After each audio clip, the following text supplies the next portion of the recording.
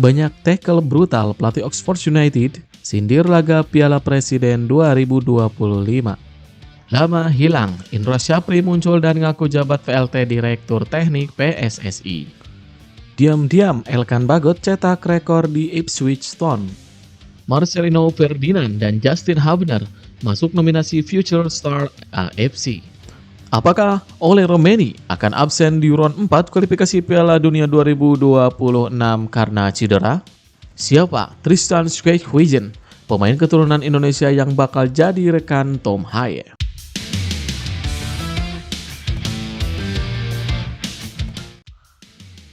Banyak tackle brutal pelatih Oxford United sindir laga Piala Presiden 2025.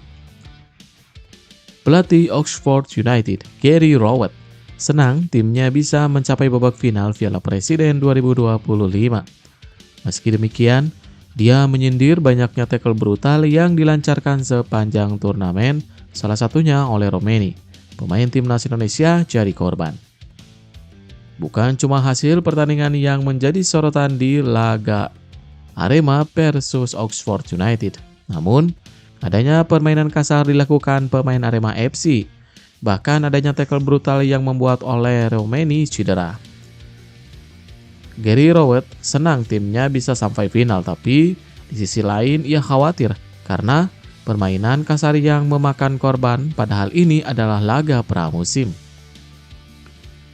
Saya senang kami lolos ke final, tetapi saya pikir sebagai manajer, terkadang Anda tidak benar-benar ingin bermain dalam pertandingan yang menjadi sedikit berbahaya dalam hal 1 atau 2 tackle di akhir pertandingan, kata Gary Rowett. Kami sudah kehilangan banyak pemain karena cedera, beberapa pemain karena sakit, dan 2 pemain lagi karena cedera. Ole sepertinya akan cedera yang cukup parah. Lebih lanjut, Rowett menyebut anak asuhnya bermain bagus selama Piala Presiden 2025 layak ke partai final. Adapun untuk laga final nanti, Rowett mengaku menjadi tantangan tersendiri buat timnya. Ia berharap waktu persiapan yang singkat bisa dimanfaatkan dengan maksimal. Sementara itu, melalui akun Instagram pribadi, Ole Romeni menyampaikan perasaan kecewa karena harus absen di saat penting bagi tim. Dalam unggahannya, striker timnas Indonesia itu memperlihatkan kaki kanannya yang telah dibungkus sepatu bot ortopedi dengan nada optimis. Ia mengungkapkan tekad untuk segera pulih dan kembali memperkuat Oxford United.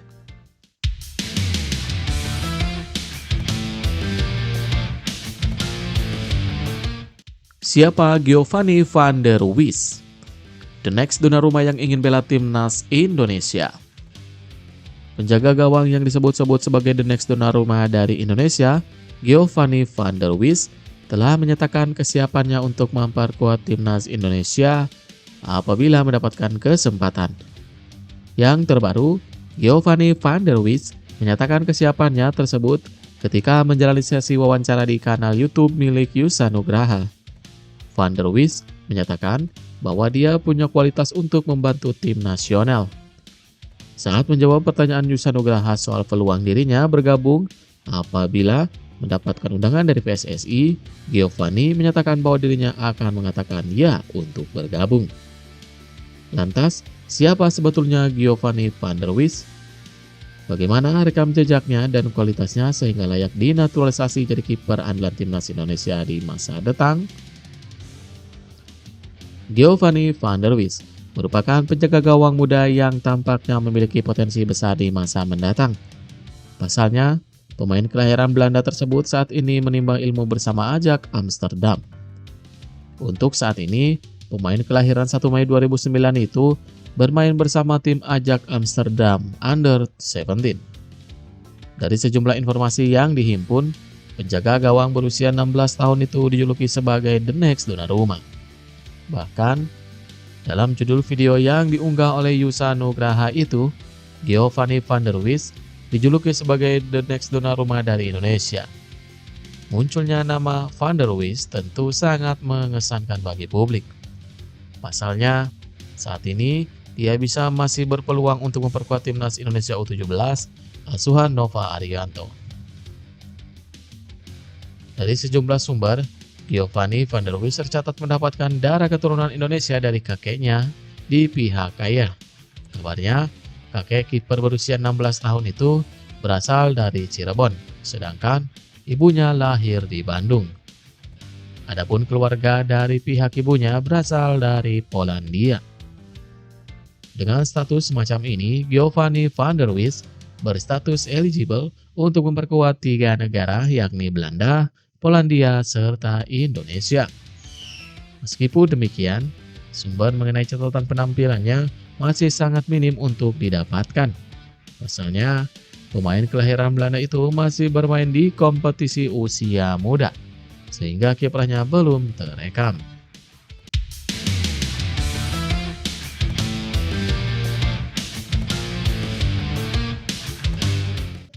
Lama hilang, Indra Syafri muncul dan ngaku jabat VLT Direktur Teknik PSSI. Pernyataan ini menarik, mengingat Indra Syafri pernah menjabat sebagai Direktur Teknik PSSI sejak Februari 2020 hingga Agustus 2023. Ia mundur dari jabatan tersebut demi fokus menangani timnas U20 yang dipersiapkan tampil di Piala Asia U20 2025. Sayangnya, mantan pelatih Bali United itu gagal membawa timnas Indonesia U20 lolos ke Piala Dunia U20 2025. Akibatnya, PSSI memberhentikannya dari posisi pelatih kepala. Setelah itu, Indra sempat bergabung sebagai anggota komite teknis PSSI. Kini Indra Syafri kembali muncul ke publik dengan status baru sebagai VLT Direktur Teknik. Hal ini terungkap saat ia menghadiri acara pelepasan 3 wakil Indonesia untuk Gochia Cup 2025 di Kementerian Pemuda dan Olahraga. Hingga saat ini, PSSI memang belum menunjuk sosok definitif untuk menduduki jabatan Direktur Teknik. Sebaliknya, pada Maret 2025, Ketua Umum PSSI Erick Thohir justru menunjuk Jordi Cruijff sebagai penasihat teknis timnas Indonesia, bukan sebagai Direktur Teknik. Namun, hingga pertengahan Juli 2025, posisi Direktur Teknik PSSI secara definitif belum diumumkan. Penunjukan Indra Syafri sebagai VLT dianggap sebagai solusi sementara sambil menunggu proses seleksi dan evaluasi lebih lanjut.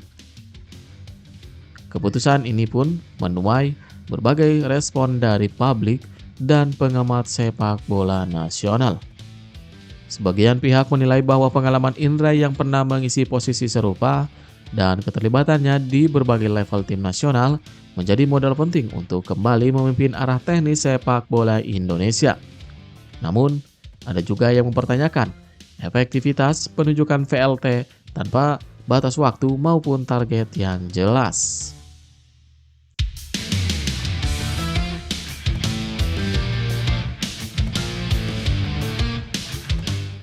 Belajar dari Sinteyong, Gerald van den Berg perlu hati-hati dalam kritik kompetisi. Pelatih timnas Indonesia U23 Gerald van den Berg mendapatkan peringatan untuk berhati-hati karena memberikan kritik terhadap kebijakan kompetisi. Sebab dia perlu belajar dari pengalaman Sinteyong yang disingkirkan oleh PSSI. Yang terbaru, Gerald van den Berg memberikan responnya terhadap kebijakan operator kompetisi yang menetapkan regulasi kuota penggunaan pemain asing baru untuk ajang Super League musim 2025-2026. Yang terbaru, setiap kontestan bisa mendapatkan 11 pemain asing untuk musim depan. Namun, hanya ada 8 nama pemain saja yang bisa masuk dalam daftar susunan pemain.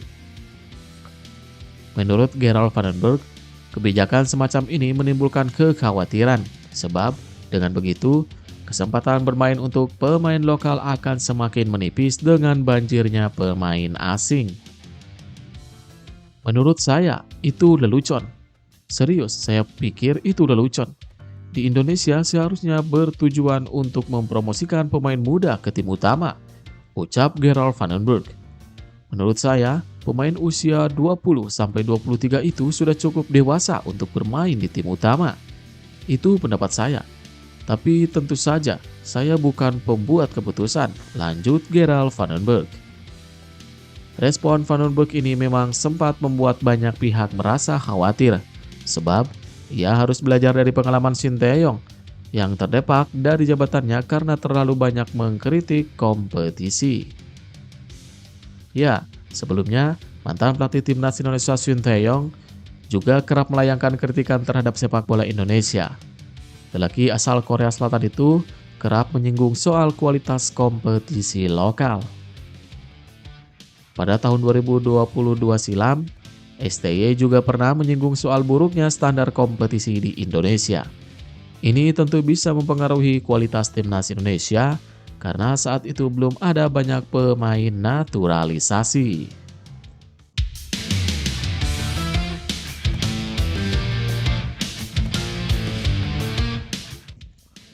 Media Belanda rumorkan Mads Hilgers ke Ajax Amsterdam.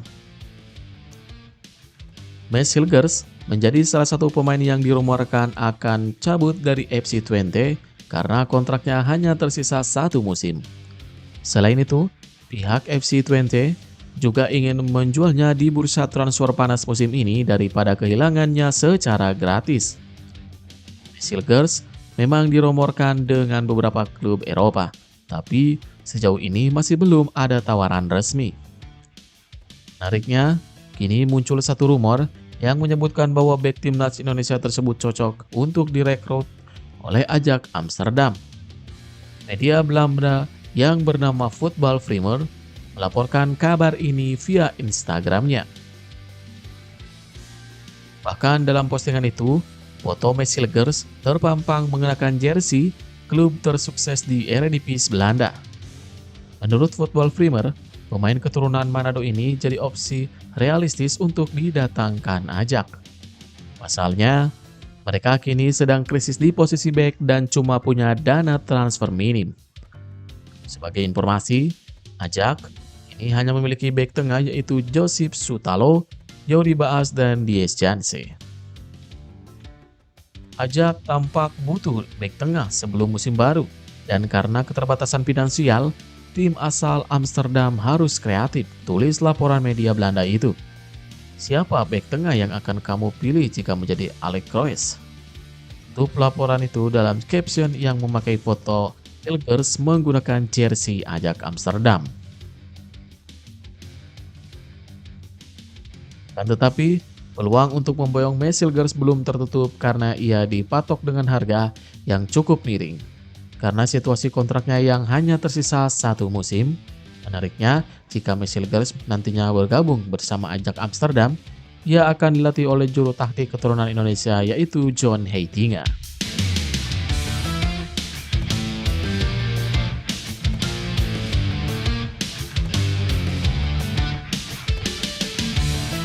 Diam-diam Elkan Bagot cetak rekor di Ipswich Town.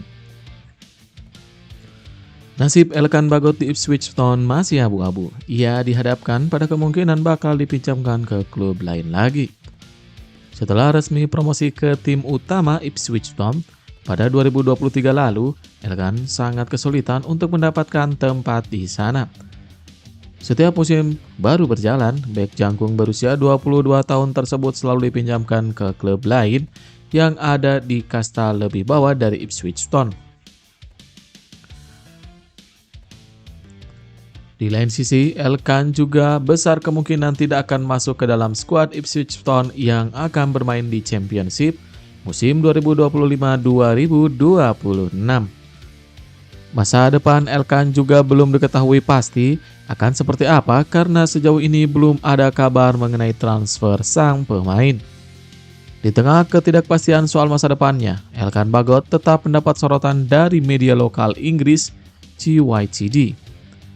Elkan Bagot disebut masuk ke dalam daftar pemain Ipswich Town yang mencatatkan rekor.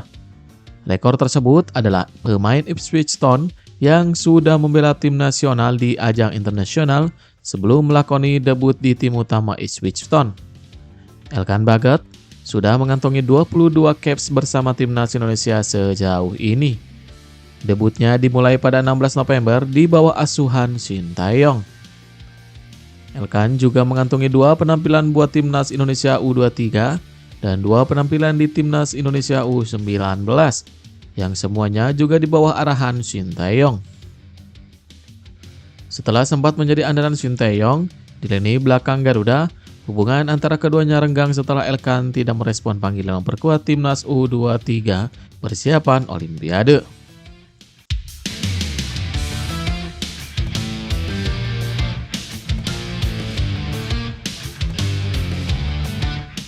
Dilirik klub lain, bek Belanda keturunan Indonesia ungkap alasan perpanjang kontrak di Persis Solo.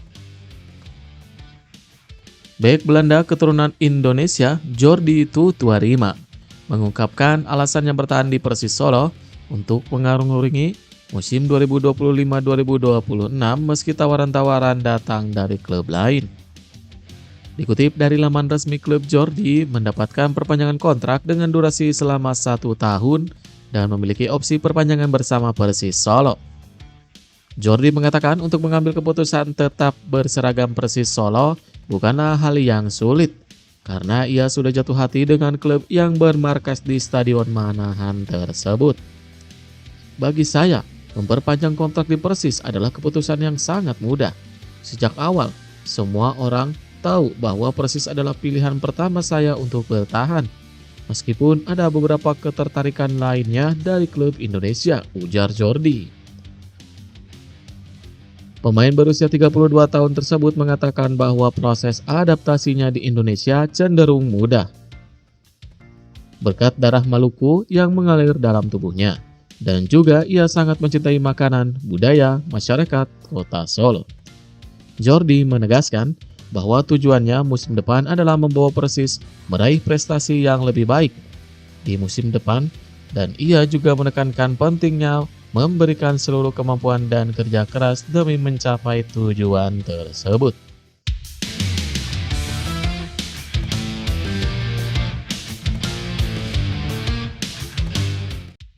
Marcelino Ferdinand dan Justin Hubner masuk nominasi Future Star AFC. 2 nama besar dari Timnas Indonesia kembali mengharumkan nama bangsa di kancah sepak bola Asia. Marcelino Ferdinand dan Justin Hubner kini masuk dalam daftar nominasi pemain muda Asia yang paling bersinar atau Future Star AFC. Penempatan ini diumumkan langsung oleh Konfederasi Sepak Bola AFC melalui akun media sosial resmi mereka pada Jumat pagi 11 Juli 2025. Pengumuman tersebut menjadi sorotan luas di kalangan penggemar sepak bola tanah air. Pasalnya, hanya 2 pemain Indonesia yang berhasil mencuri perhatian AFC di antara 11 nama muda potensial dari berbagai negara Asia. Kehadiran Marcelino dan Hubner dalam daftar ini tidak hanya membuktikan kemampuan individu mereka, tetapi juga menegaskan bahwa sepak bola Indonesia mulai diperhitungkan di level Asia. Daftar Future Star AFC ini merupakan bagian dari upaya AFC untuk mengapresiasi bakat-bakat muda Asia yang telah menunjukkan performa impresif di level klub maupun tim nasional. Semua pemain yang masuk nominasi berusia di bawah 23 tahun dan memiliki pengalaman bermain di berbagai ajang internasional. Selain 2 wakil Indonesia, daftar tersebut juga diisi pemain-pemain muda dari negara-negara kuat Asia seperti Korea Selatan, Jepang, China, Arab Saudi, dan Irak. Bahkan Uzbekistan menjadi satu-satunya negara yang menyumbangkan 2 wakilnya dalam nominasi ini.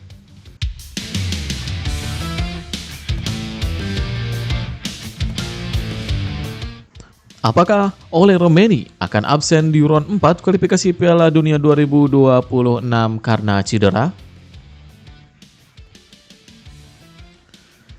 Striker Timnas Indonesia Ole Romeni memberikan konfirmasi terkait kondisi cedera yang dialaminya.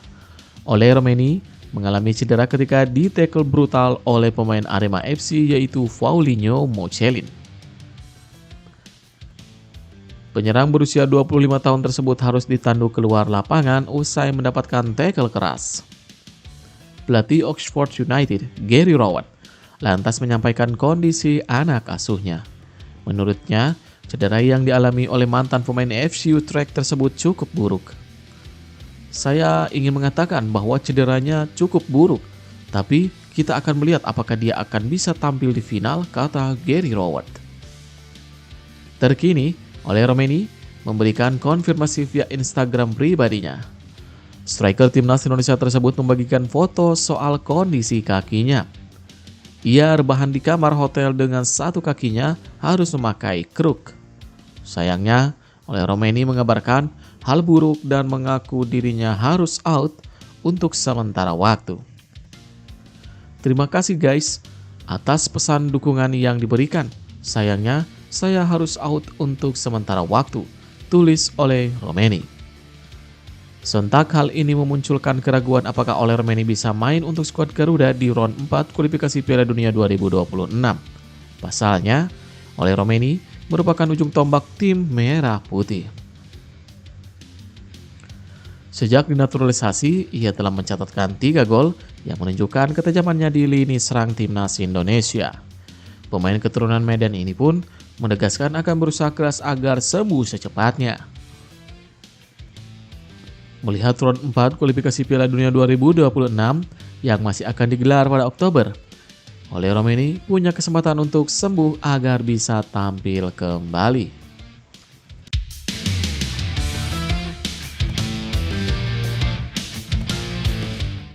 Siapa Tristan Schweighöjen, pemain keturunan Indonesia yang bakal jadi rekan Tom Haye? Pemain keturunan Tristan Schweighöjen akan menjadi salah satu rekan Tom Haye andai resmi bergabung dengan Fortuna Sittard. Tom Haye merupakan pemain yang kini sedang berstatus tidak punya klub. Gelandang berjuluk The Professor itu dirumorkan dengan beberapa klub Belanda, salah satunya Fortuna Sittard.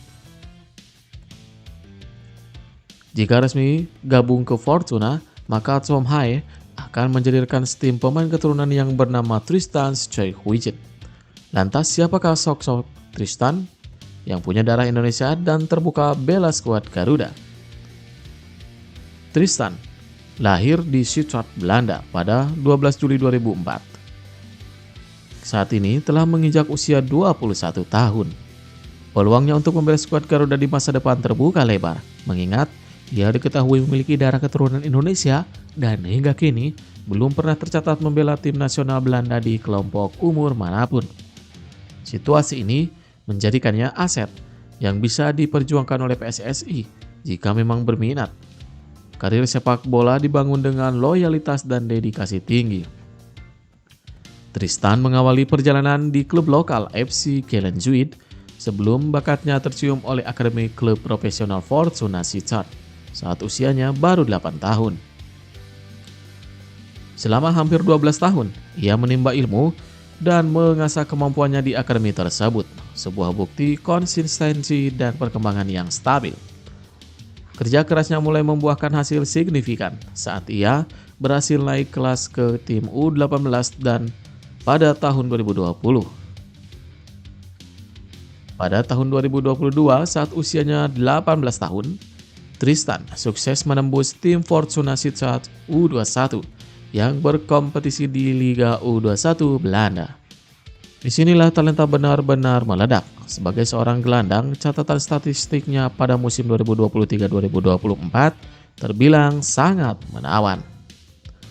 Ia berhasil membukukan 7 gol dan 7 assist, sebuah kontribusi ofensif yang luar biasa untuk pemain di posisinya. Produktivitas ini menunjukkan kemampuannya yang komplit, tidak hanya sebagai pemutus serangan, tetapi juga sebagai kreator dan pencetak gol. Ia mampu bermain di beberapa posisi di lini tengah, baik sebagai gelandang bertahan maupun gelandang serang, menunjukkan fleksibilitas taktis yang tinggi. Berkat performa gemilangnya, pemain berusia 21 tahun ini akhirnya mendapatkan ganjaran yang setimpal. Klub memberinya kontrak profesional pertama dengan durasi 1 tahun, disertai opsi perpanjangan untuk 1 musim berikutnya.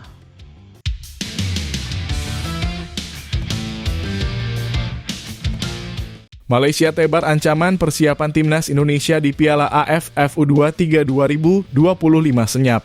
Jelang bergulirnya Piala AFF U23 2025 pekan depan, persiapan yang dilakukan timnas Indonesia U23 terlihat senyap.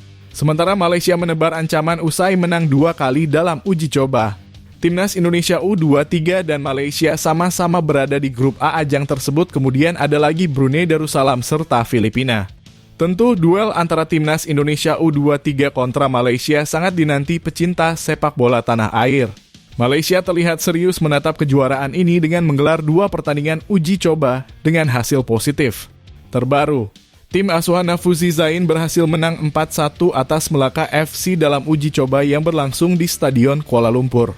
Sebelumnya, mereka juga mengalahkan klub Liga Super Malaysia lainnya, PDRM FC dengan skor tipis 1-0. Lantas, bagaimana dengan timnas Indonesia U23?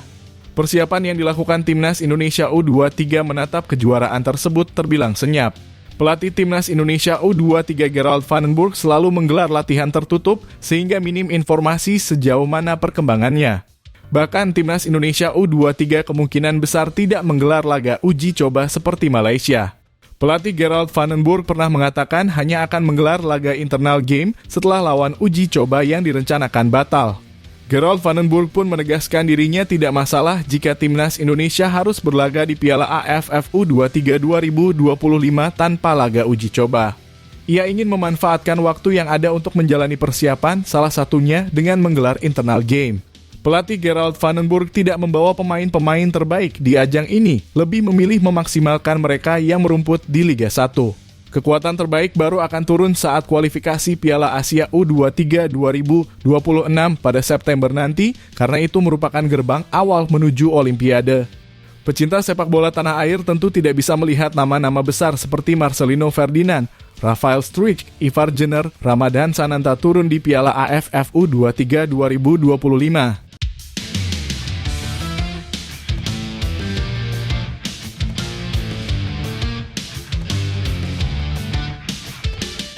Patrick Kluivert dan asisten timnas Indonesia rapat darurat di Belanda. Kenapa? Pelatih timnas Indonesia, Patrick Kluivert, kedapatan menggelar pertemuan dengan semua pembantunya saat menukangi tim nasional di Belanda. Kenapa hal itu terjadi?